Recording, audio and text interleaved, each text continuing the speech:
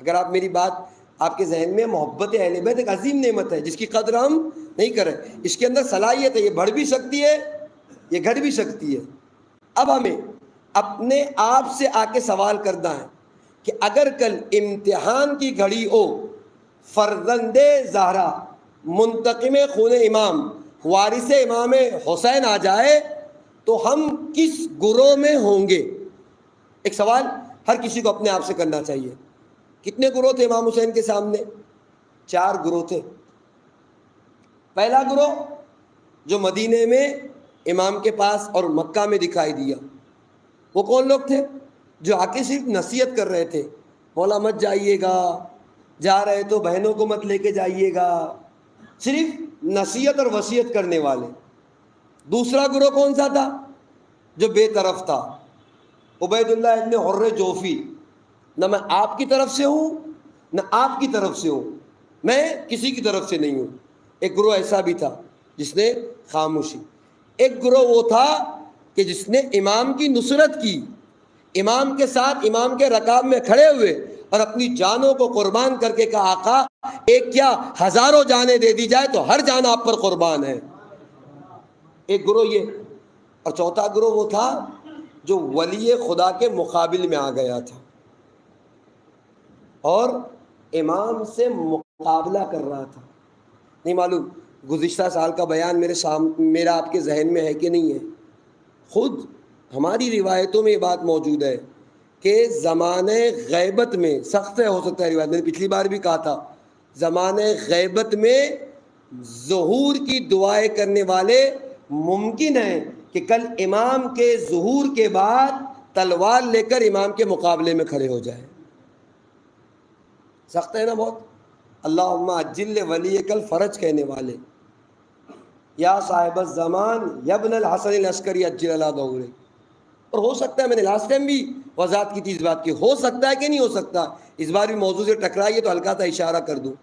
میں 40 سال سے گانا سننے کا عادی ہوں، میں 30 سال سے جھوٹ بولنے کا عادی ہوں، 25 سال سے غیبتیں کر کر کے میری زبان پہ قدغن لگ گیا ہے، میرا گھر لوگوں کے مال سے تعمیر ہو چکا ہے.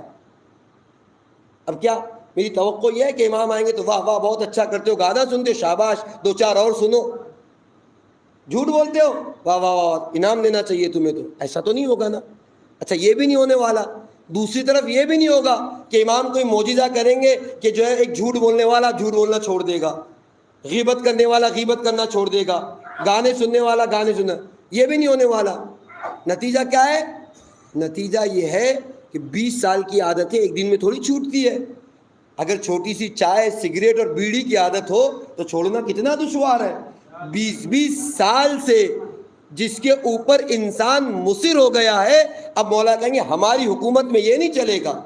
اس وقت تم ہمارے ساتھ ہو جب یہ گھر جس کا مال ہے اس کو دیکھ کے آؤ، اس وقت ہمارے پاس آنا جب گانا سننا چھوڑ دو. نتیجہ کیا ہوگا؟ نتیجہ یہی مولا کے ماننے والے جو اجل فرجہم کے نعرے لگا رہے تھے، اور حالت یہ ہوگی کہ تلوار نکال کر امام کے ساتھ ہوں گے. ہم نے سوچا تھا کہ آپ آئیں گے تو ہمیں آزادی ملے گی، آپ کے آنے کے بعد تو ہماری زندگی تنگ ہو گئی، بجائے اس کے کہ امام کے رکاب میں کھڑے ہو کر جنگ کرے، امام کے مقابلے میں کھڑے ہو کر امام سے جنگ کر رہے ہیں. کرنا کیا ہے؟ آج سے میں پہلے دن سے کہہ رہا ہوں، اور میں نے اس دن سوانہ ملک میں کہا تھا، پہلی چیز امام حسین سے توفیق مانگیے. مولا وہ نگاہ جو حر پہ کی تھی، وہ نگاہ جو زہیر ابن قین پہ کی تھی، ایک نگاہ ہم پر بھی کر دیجئے. صرف امام کی نگاہ کافی نہیں ہے، محکم ارادہ ضروری ہے. ابھی اسی وقت نہیں، کل سے جھوٹ بولنا چھوڑ دوں گا تو آپ کبھی نہیں چھوڑ سکتے. کل سے غیبتیں نہیں کروں گا، کبھی نہیں کر سکتے. آج سے یہ کام کروں گا، اس فرش ادا پہ جا رہا ہوں. اور تیسرے کوشش، اگر یہ 3 کام کر لے گئے، اور میں نے کہا ظہور کا زمین آج سے فراہم کرنا. ایسا نہیں ہے کہ مولا آئیں گے تب کہیں گے ٹھیک ہے ابھی 2 سال کا وقفہ ہے، سب لوگ سدھر جاؤ سمجھ جاؤ. نہیں، ظہور ہو گیا تو اس کے بعد یا آر ہے یا پار ہے، یا امام کے ساتھ ہے یا امام کے مقابلے میں ہے، تیسرا کوئی تذکرہ نہیں. لہذا آج سے مجھے آمادگی کرنا ہے، آج سے مجھے طے کرنا ہے کہ وہ 4 گروہ جو کل امام حسین کے سامنے تھے، ان میں سے کس گروہ میں مجھے قرار پانا ہے، کس گروہ میں مجھے کھڑا رہنا ہے. لہذا بہت حساس اور اہم موضوع ہے جس پر غور کرنے کی ضرورت ہے. میں نے کہا مجھے اپنے آپ سے میں سب برابر کے ہیں, مجھے سوچنے کی ضرورت ہے. کل اگر امام آ جائیں گے تو میں ان لوگوں میں ہوں گا کہ جو امام کو صرف ایڈوائز دے رہا ہوگا, ان لوگوں میں ہوں گا کہ نہیں مولا آپ کو جو کرنا ہے کریے, میرا آپ سے کوئی لین دین نہیں ہے, یا نہیں میں ان لوگوں میں ہوں گا کہ جو کل کھڑے رہ کر امام کی نصرت کر رہا ہوں گا, یعنی خدا نہ خواستہ نعوذ باللہ خاکم بدہن امام کے مقابلے میں کھڑے رہ کر امام سے جنگ کر رہا ہوں. یہ گناہ ہے انسان کے, اور کوئی وجہ نہیں ہے. میں نے کہا یہ آہستہ آہستہ بیج بو دیتے ہیں, ریاست طلبی, حکومت طلبی, دنیا طلبی, خواہشات اور شہوتیں, جب جڑیں مضبوط ہو جاتی ہے پر احساس نہیں ہوتا. میں نے کہا کیوں؟ اس لیے کہ ابھی رفاہ کی زندگی ہے. جس دن امتحان ہوگا, پروردگار قرآن میں کہہ رہا ہے لِیُمَيِّزَ الْخَبِیثَ مِنَ الطَّیِّبِ, پروردگار امتحان لیتا ہی ہے کہ اچھوں کو اور بروں کو الگ الگ کر سکے.